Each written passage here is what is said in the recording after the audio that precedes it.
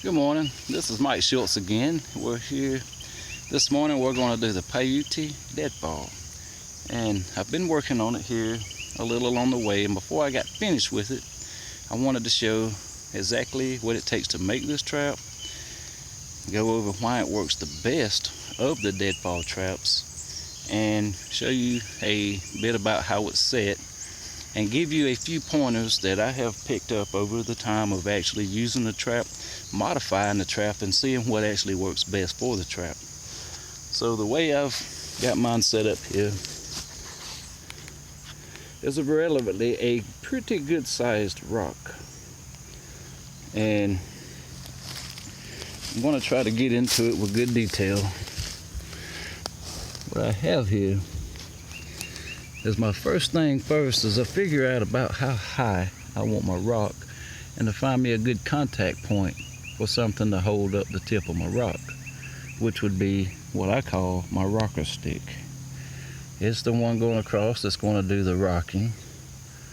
Once you let the trigger off, she's going to fall right down and let her out. What happens here is you take the backside and cut you a good groove out in it, and then you get your string tied around. We can use primitive style Stone Age cordage of many different styles, but just to set this trap up here and give an idea, I didn't want the video to go forever. So this string is going to be tied back down.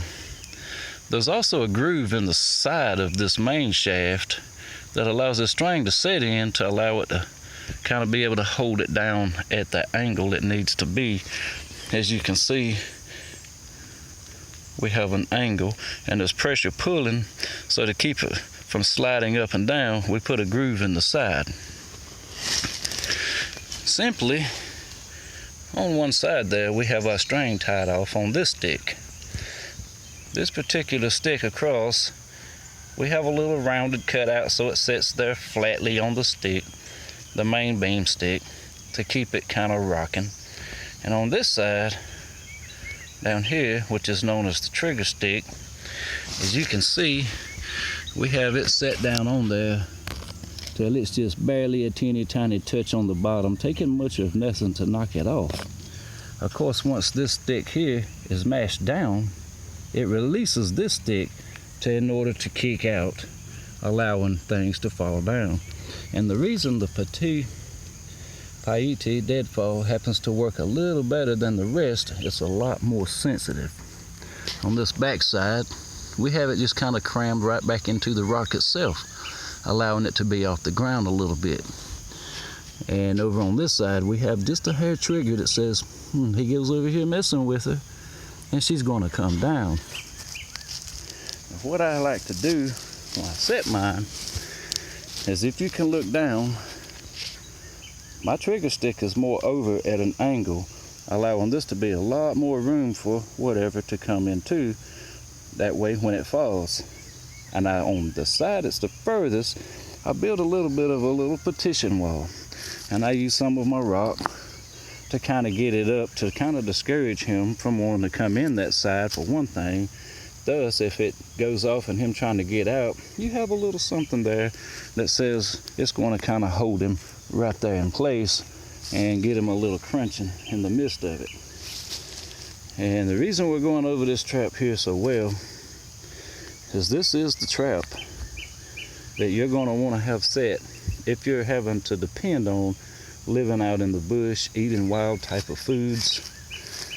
You don't want them to have an easy trail in or an easy trail out.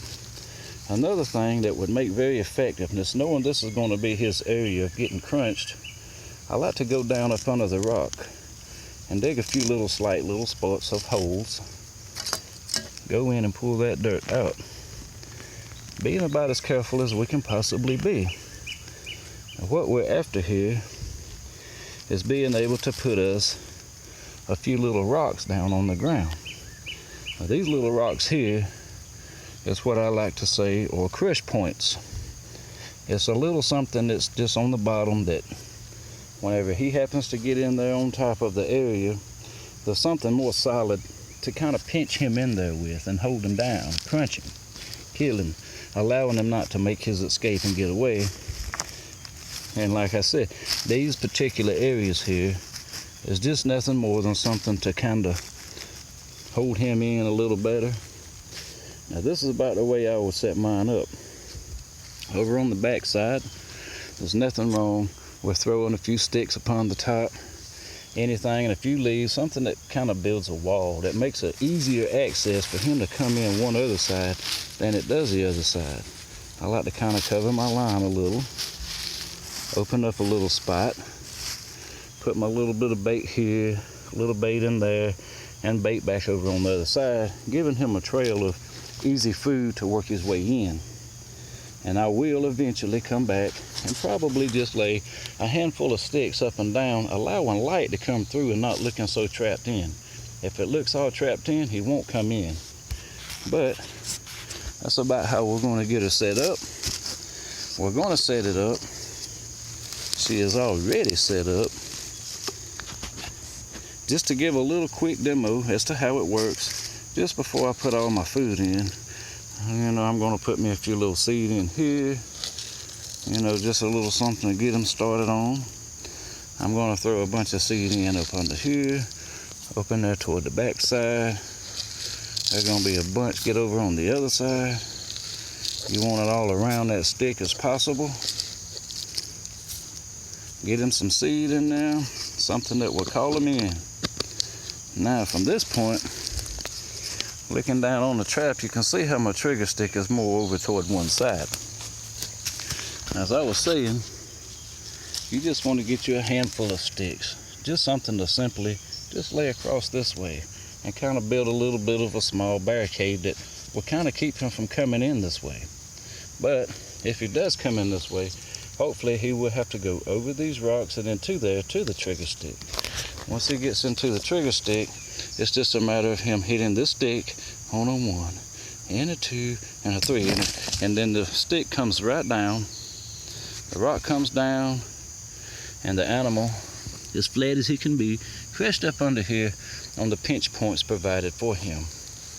So now that we have it down, we see our minor adjustments to be made as far as bringing our rocks in a little closer to their close points. Now we know right where they're at. You don't have much room of anywhere to get out. So now that we have it all figured out, we're going to reset this trap, and we will definitely be back in touch as to how it works. Thanks for watching.